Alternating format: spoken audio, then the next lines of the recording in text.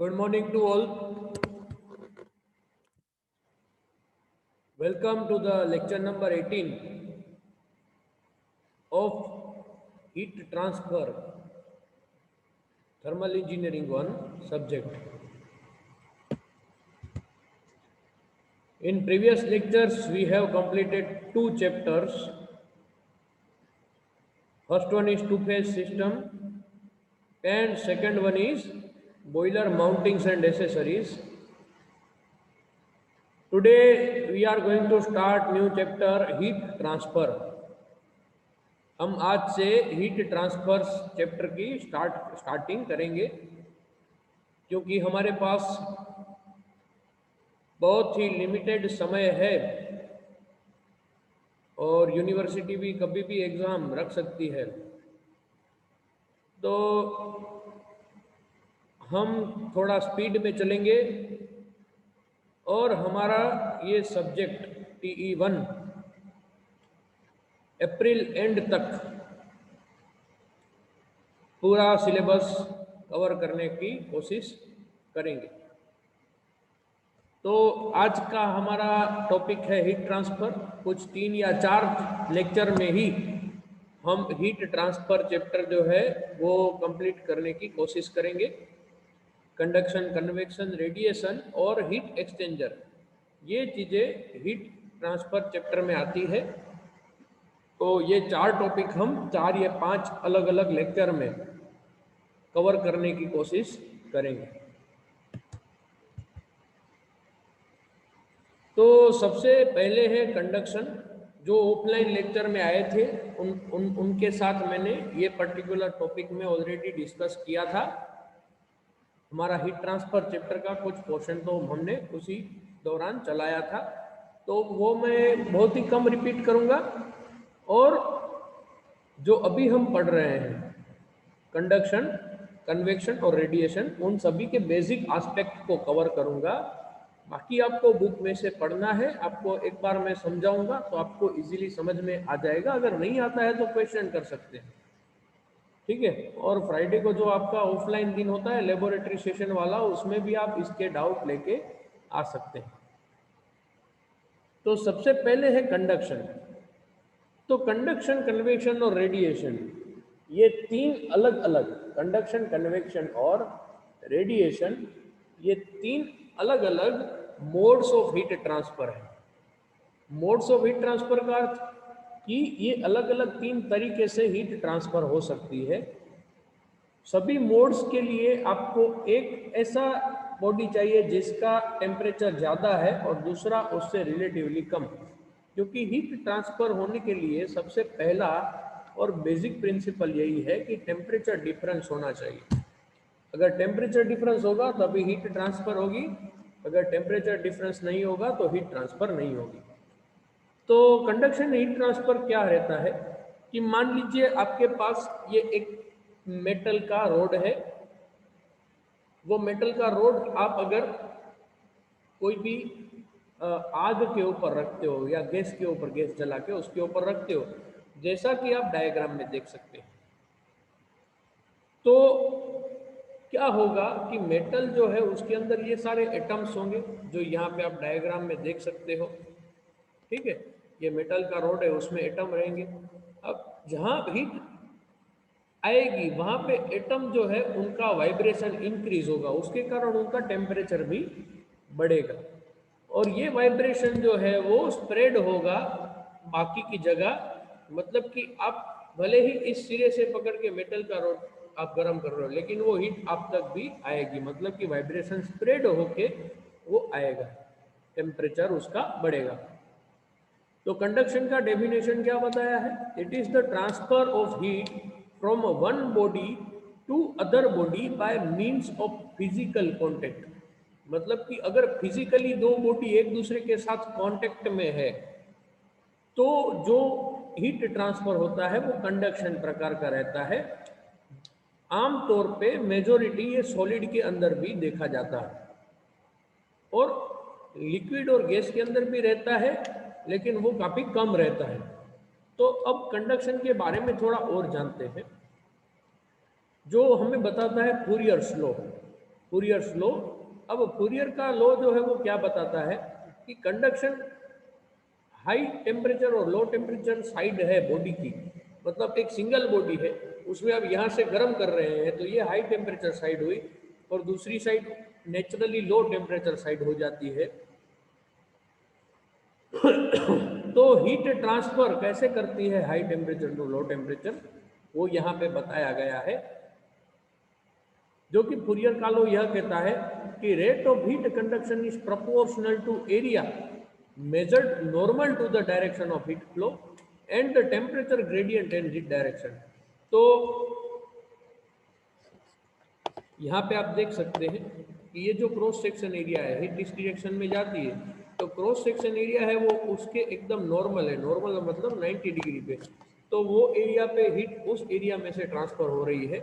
तो एक वो एरिया पे डिपेंडेंट करता है और दूसरा टेम्परेचर ग्रेडियंट। टेम्परेचर ग्रेडियंट मतलब टेम्परेचर चेंज पर लेंथ, ठीक है। अब यहाँ पे जो K है वो है कांस्टेंट, जिसको हम कहते हैं थर्मल कंडक्टिविटी।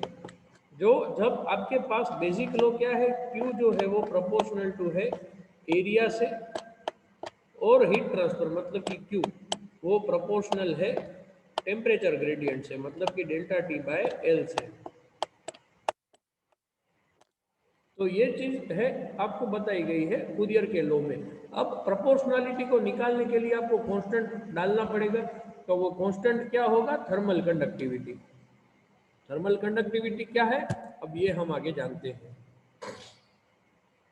थर्मल कंडक्टिविटी एक ऐसी इंट्रिंसिक प्रॉपर्टी ऑफ मटेरियल है, प्रॉपर्टी ऑफ मटेरियल है, मतलब कि मटेरियल चेंज हो जाएगा तो कंडक्टिविटी भी चेंज हो जाएगी, ठीक है। अलग अलग मटेरियल की खुद की अलग अलग कंडक्टिविटी रहती है।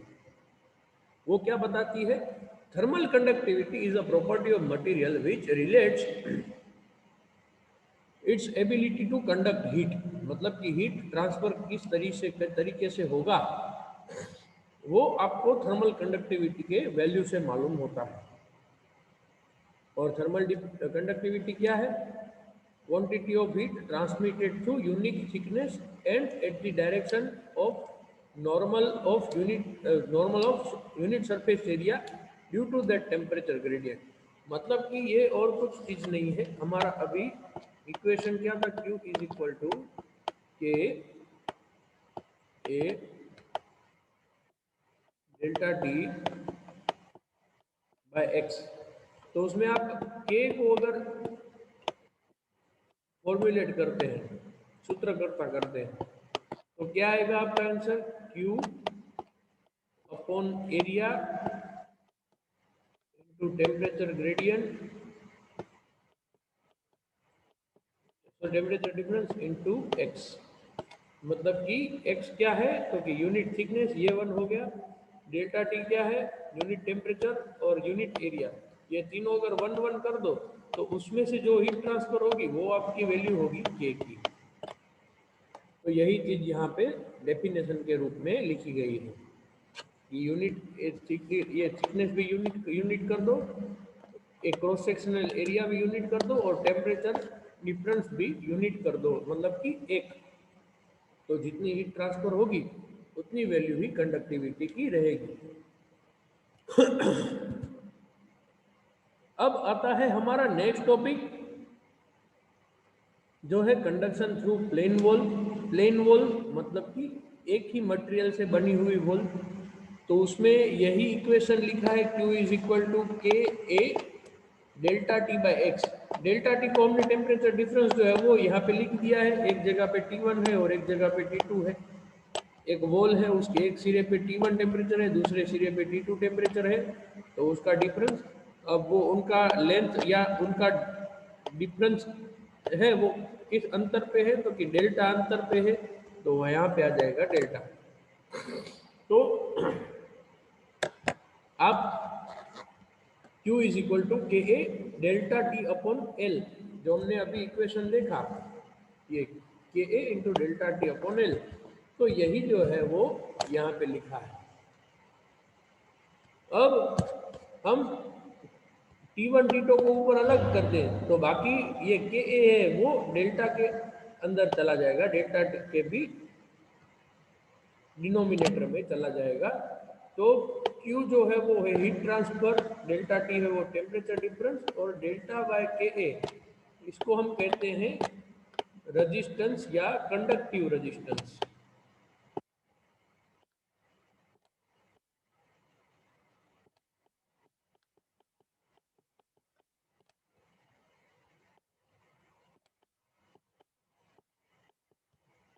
Conductive resistance. अब अगर हम कंपोजिट वॉल लें, कंपोजिट वॉल मतलब कि एक से ज़्यादा मटेरियल से बनी हुई वॉल, तो वहाँ पे आपका एक सिरे का टेम्परेचर T1 है और दूसरा के T4 है, लेकिन तीन अलग अलग मटेरियल से बना हुआ वॉल है।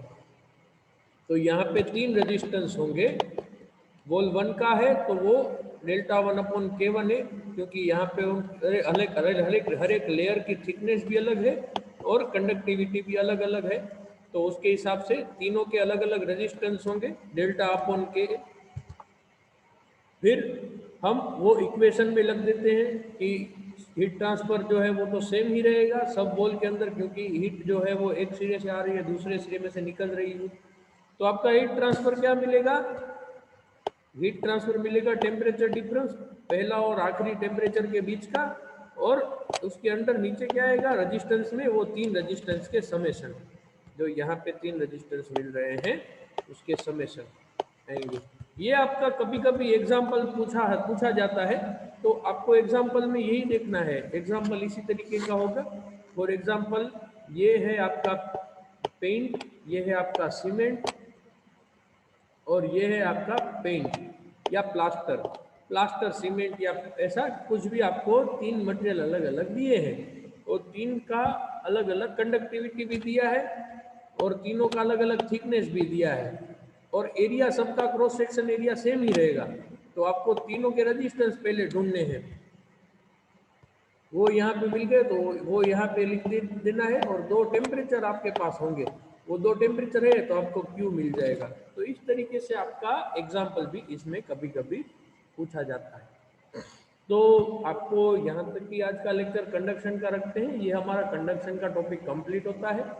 अगर आपको कुछ डाउट है तो आप पूछ भी सकते हैं, जो फ्राइडे को आते हैं लैब दिन में उस दिन पूछ सकते हैं। तो ये हमारा कंडक्शन पोर्शन खत्म हुआ। मिलते हैं नेक्स्ट लेक्चर में, जहाँ पे हम कन्वेक्शन के बारे में डिस्कस करेंगे। Thank you very much.